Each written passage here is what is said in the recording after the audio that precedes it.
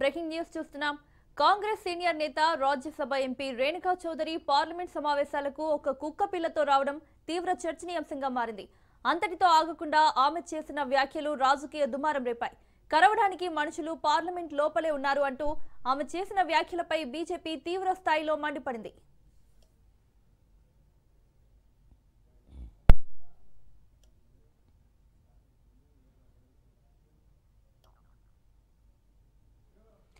శీతాకాల సమావేశాల్లో పాల్గొనేందుకు రేణుకా చౌదరి పార్లమెంట్కు వచ్చారు. ఆమె వెంట కారులో ఒక కుక్క పిల్ల ఉండడంతో అందరూ ఆశ్చర్యపోయారు.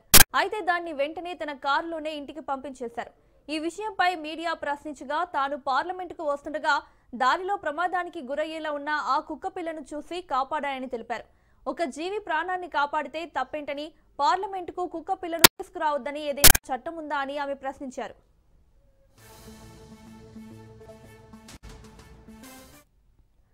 రేణుకా చౌదరి వ్యాఖ్యలను బీజేపీ తీవ్రంగా ఖండించింది. ఇది పార్లమెంటును, ఎంపీలను అవమానించడమేనని బీజేపీ అధికార ప్రతినిధి షేజాద్ పూనావాలా ఆరోపించారు. రేణుకా తన సహచర ఎంపీలందరినీ కుక్కలతో పోల్చారని, కాంగ్రెస్ పార్టీ చర్చలు కాకుండా డ్రామాలు కోరుకుంటోందని చెప్పడానికి ఇదే నిదర్శనమని అన్నారు. కాంగ్రెస్ పార్టీకి రాజ్యాంగ సంస్థలపై గౌరవం లేదని, రేణుకా చౌదరి దేశానికి క్షమాపణ చెప్పాలని ఆయన డిమాండ్ చేశారు.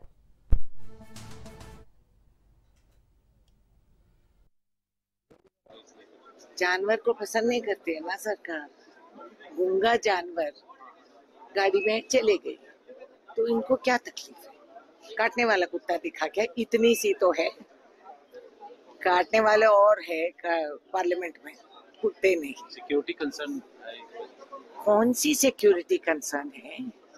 उसका भी पास बनता है क्या? अच्छा बना दो, बाकी तो हम क्या बोले।